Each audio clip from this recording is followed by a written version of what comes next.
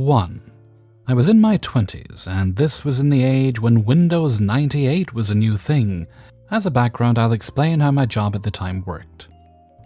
We were instructors that would train office workers in the most basic software: Excel, PowerPoint, Word, etc. There were senior instructors that would train on AutoCAD, Photoshop, Visual Basic, etc. We would get paid commission for each person on our group. Groups were usually 5 to 10 people. But there was a more attractive tier that would be solo courses, because those pay the commission of a group of 10 and you don't have to do as much work. Of course, most of the time those who had seniority would get those, and as a newbie, you would be lucky if you get one on occasions, since those courses were reserved for CEOs, their secretaries, meaning the top of whatever company was hiring us that month. So I see that I am booked for a solo course for Windows.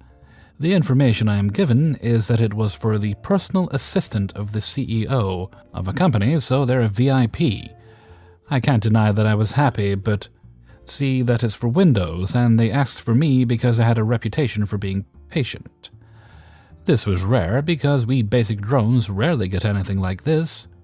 So Monday comes in, and the woman who was taking the course shows up. I'm not going to lie, I felt intimidated. She was about 6 foot tall, I'm 5'2", long, blonde, curly hair, blue-eyed woman that looked more like a model than a secretary. She was around my age, early 20s. Knowing that a lot of single dudes that have seniority over me passed on that chance of having a week of training her seemed weird. Also, some of those same dudes were just casually lurking, listening to my class. I thought at the time this was for quality control, or maybe creeping out on the gorgeous girl. The door of our classrooms has a panel of clear glass that lets anyone check on any class. I started the training explaining the basics on how to use the mouse to open a window, starting for what a window was, how to move it around, what the desktop on the computer was, what the X was for, etc. Most of it went smoothly, or I thought so. So I made her open several windows so she could see files. Then I see that you have no problem using the mouse, so please close all the windows we have open. Then I turned around and started to erase my whiteboard. When I was done, I see her in the other side of the classroom checking on the physical windows of the room. Hey, Miss Cavino, what are you doing? What you told me, but I don't get it. Sorry, what? You said to close the windows, yes? Yes? Well, the windows are not the kind you can open and close, and what does that have to do with computers? Do they overheat if we don't open? I look at the window and see now 2 of the seniors with a huge grin on their faces. One of them went away to laugh his butt off. Miss Cavina, I'm sorry, I meant the one on the computer. The computer has windows? Where? I'm dying inside while smiling, starting the training again. No problem. Come to your computer and I'll explain it. Oh, no wonder the other teacher said you'd be the one to help me. Thank you. It's my 3rd time taking this class. Honestly, I think computers are stupid. I repeated that class during the next 3 days until she finally got that a window is a small screen inside the big screen. And that was the best I could hope for. She also disconnected the mouse a bunch of times because the cord was not long enough, and then wondered why we had to restart just because she disconnected the mouse. So in an effort to not go crazy, I told her how to move with the keyboard. Now we're talking. If I learn this, can I be a hacker like you? I'm not a hacker. Nonsense. Your secret is safe with me. Well, on page 22 of your manual, you can find all the shortcuts for the keyboard. No way. This is what those are? But you know I don't understand it. I'll bring my notepad tomorrow and you will help me write this down. That was the last day of the week-long course for Windows. She was writing down what Ctrl+C does, even though she had a manual that had pictures of the keys and an explanation of what they do. The things we usually see the second day. Her boss showed up to say hi and ask me how it was all going. Boss, you're not going to believe it, but she is awesome. She's turning me into a hacker now. I can do anything with the thingy. Well, we're not doing any hacking, sir, just a basic Oopsie, yes boss, just training, while she winked at me. I refused to take solo training for a month. Some poor sap got her to train for Word. She keeps losing everything she types every time because she keeps pressing Alt plus F4. My Windows teacher told me.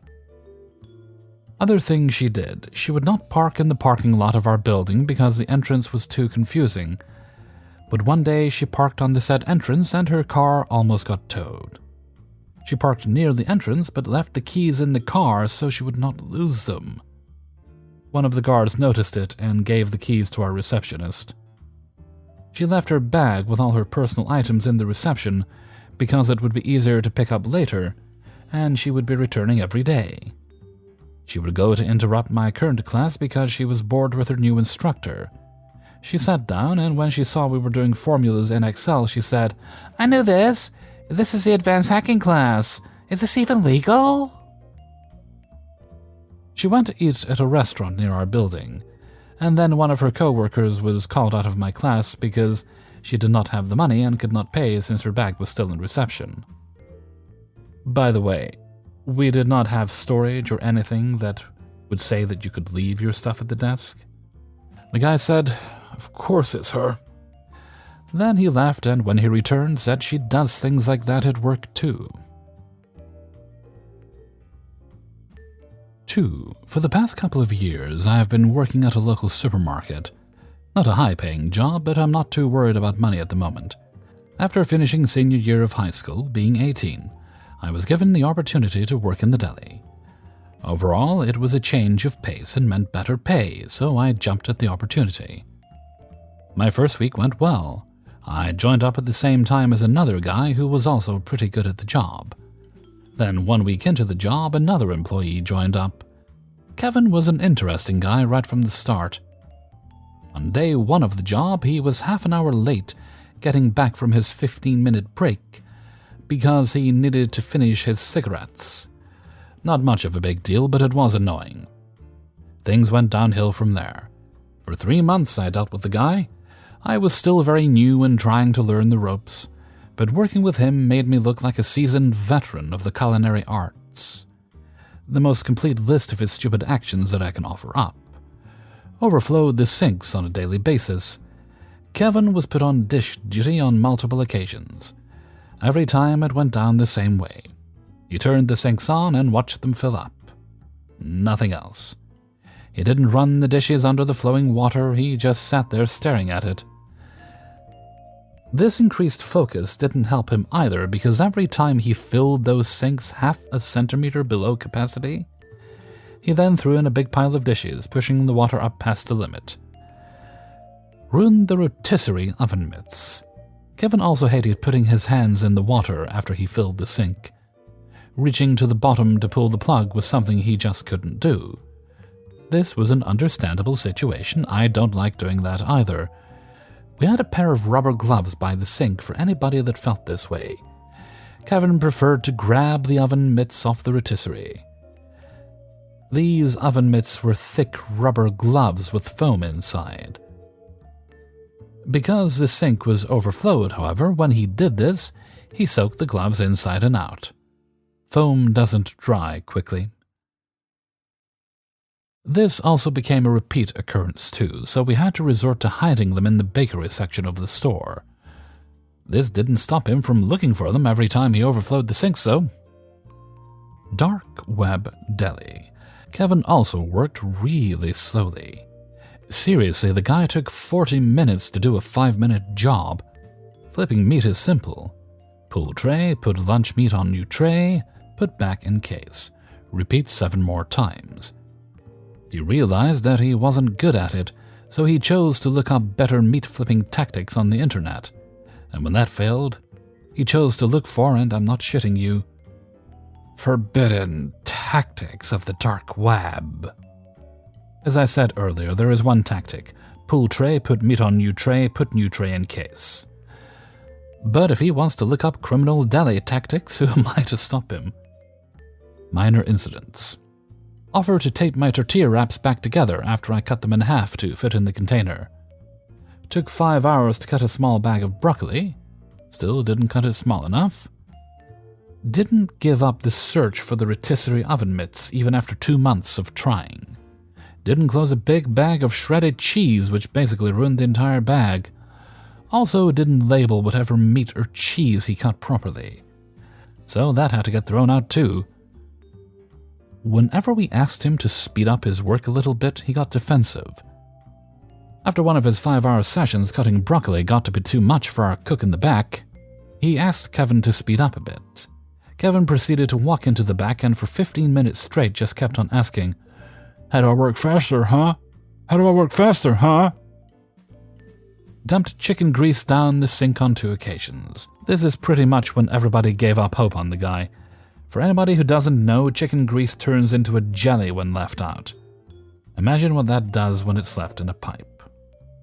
Despite all of these incidents, he claimed to have been a professional working delis for over 10 years.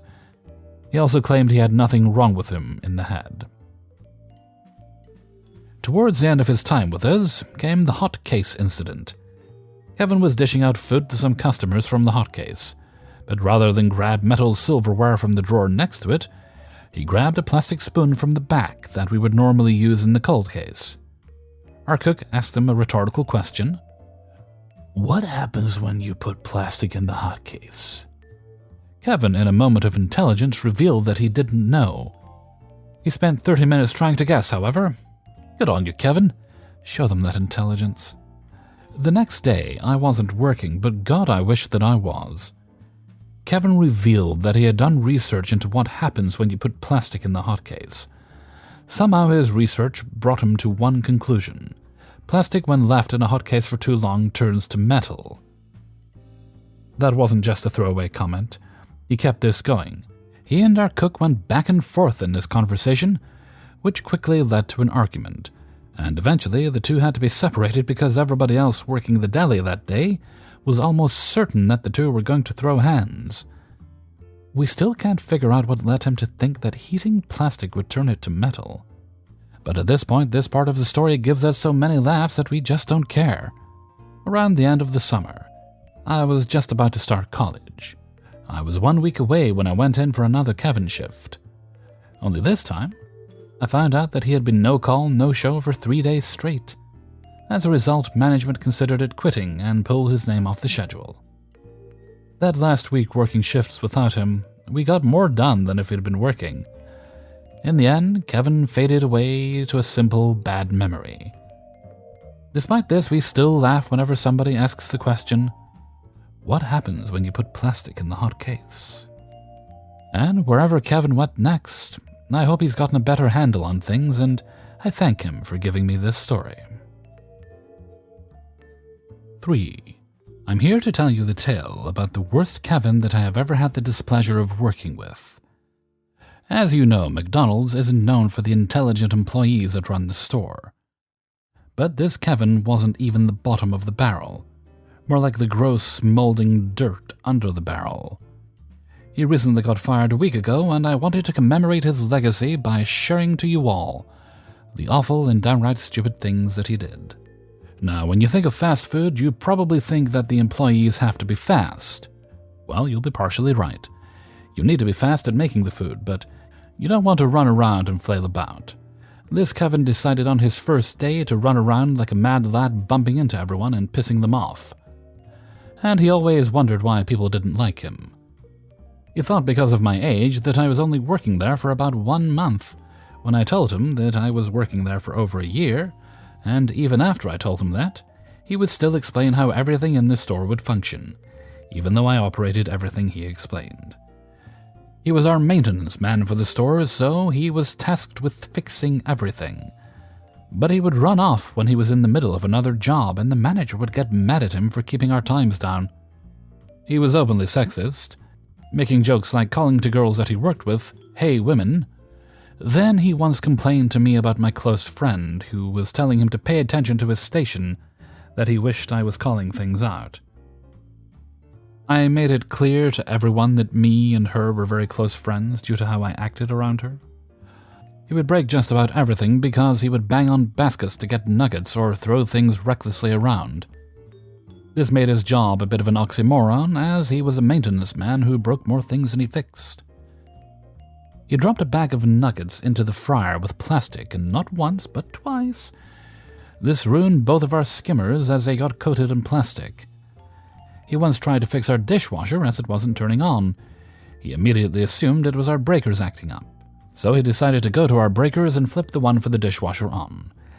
The thing was, he couldn't find the one for the dishwasher, so he decided to start flipping off and on every one that he could find, shutting down half the store before he was stopped. His final write-up came up when he got caught smoking in our storage house out behind the store. This was a big issue a few years back. The storage house caught fire because an employee decided to go smoke in it as well. What finally did him in was when he decided to call 10 minutes before his shift started, stating he couldn't be in that day. The manager told him that if he didn't come in, he was getting a write-up. He said that he didn't care and was promptly fired.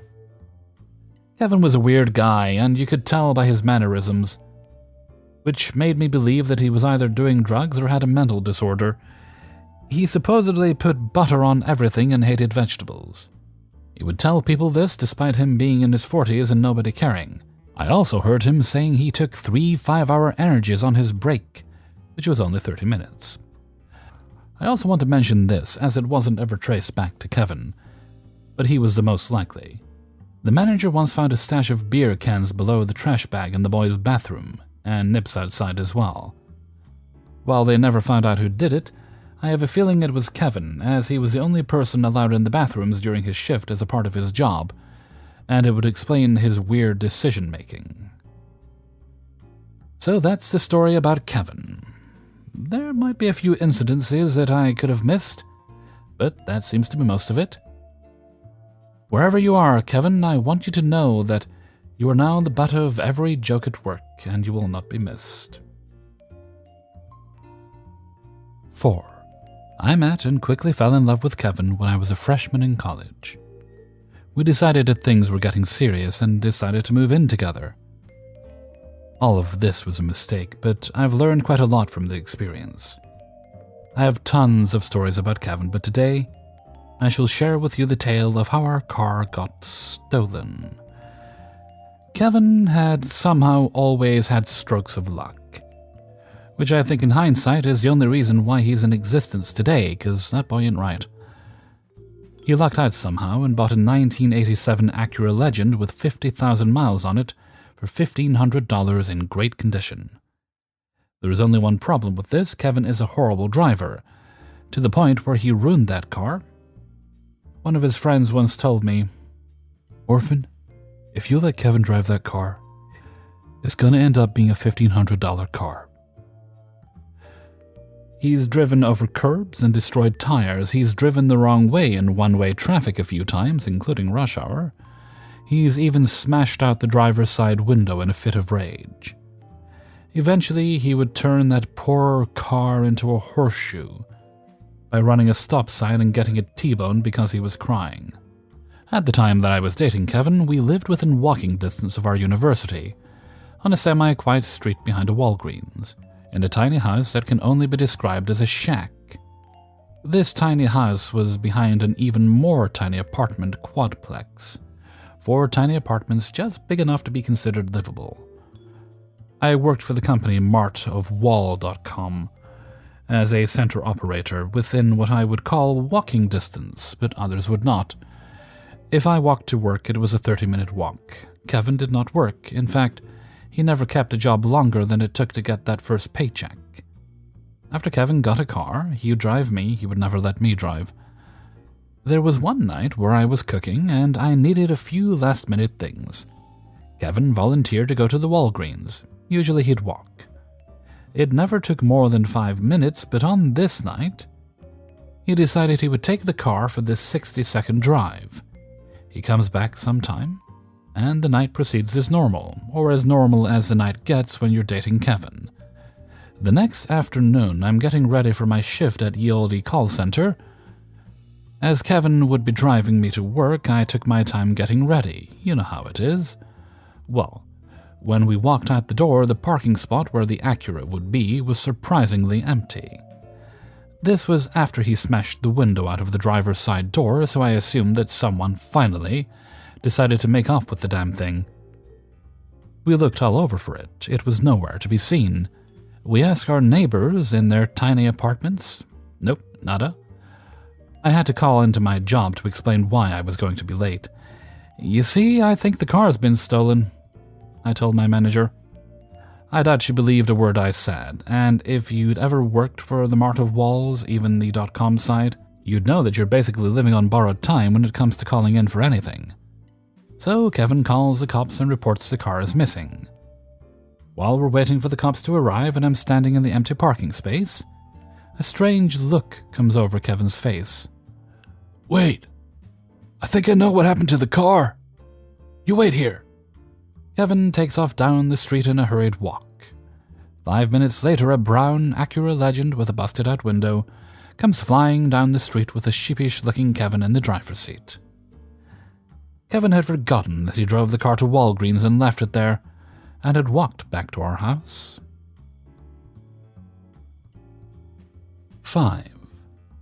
Kevin and I have lived together for a number of months now, but he will soon be moving in with his partner.